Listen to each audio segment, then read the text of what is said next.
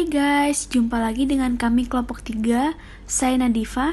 Saya Adila. Saya Ilham. Saya Muhammad Alif Raihan. Saya Reza. Podcast hari ini kita mau ngobrolin yang seru-seru nih, tapi bukan soal ngedate sama pacaran loh.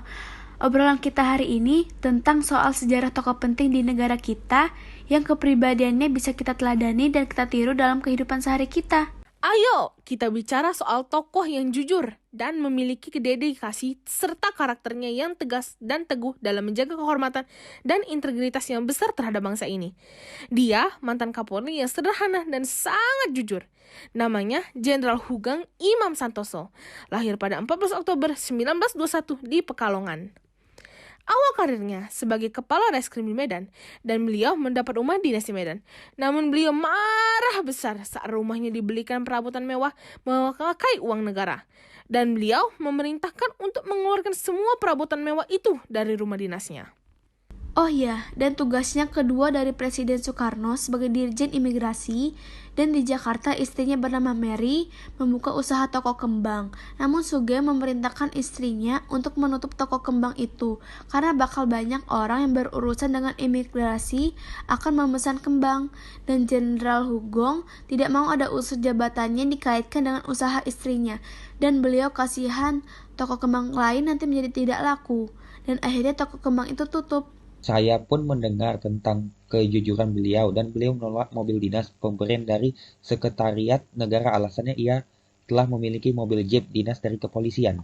Saya juga tahu saat beliau diangkat menjadi Kapolri tahun 1968 oleh Presiden Soeharto, pada saat itu ada kasus yang heboh, yaitu penyelundupan mobil mewah yang didalangi oleh Roby Cahyadi atau Si Ciit.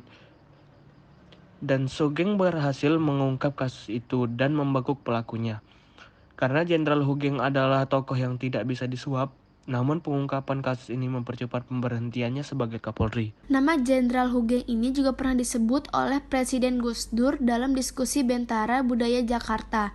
Gus Dur mengatakan ada 3 polisi jujur di Indonesia. Yang pertama ada polisi tidur, patung polisi, dan yang ketiga ada Jenderal Hugeng. Dan ada lagi nih guys, kisah beliau yang perlu kita teladani. Beliau adalah seorang jenderal polisi dan merangkap sebagai menteri pada tahun 1966. Tentu kaya raya dong dan bisa hidup mewah dengan fasilitas negara. Beliau terkenal jujur dan selalu mengembalikan fasilitas mewah dari negara. Tak ada satupun beliau makan uang haram. Karena itulah Jenderal Hugeng hidup pas-pasan. Bahkan sampai menjual sepatunya miliknya ke pasar loak. Hal ini diceritakan mantan sekretaris Hugeng, Soeharto Marto Puspito, dalam buku yang berjudul Hugeng Polisi dan Menteri Teladan tahun 2013. Kisah ini saat Darto melihat Aco, supir pribadi Hugeng, yang bersedih karena belum berhasil menjual sepatu Pak Hugeng di pasar loak, karena sepatunya berukuran besar dan merek yang tidak terkenal. Akhirnya, Darto meminta tolong kepada AKBP Toto Susilo yang membeli seharga sepatunya tersebut seharga 1.200 setara dengan gaji sebulannya Darto.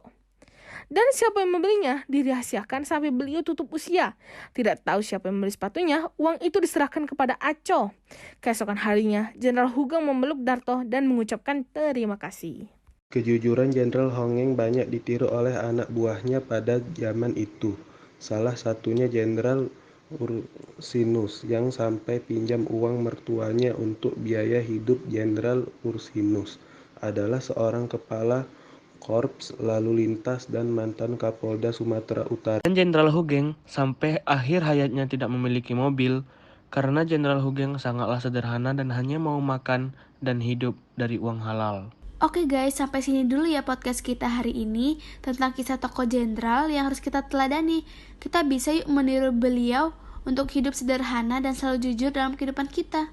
Kita pasti bisa dan harus bisa meniru. Kita generasi muda harus bisa memilih sifat teladan yang baik dari beliau. Kita harus bertekad untuk bisa seperti Jenderal Hugeng. Semoga Allah mengabulkan doa-doa kita bisa menjadi orang yang berhasil dan pribadian sederhana dan jujur. Amin.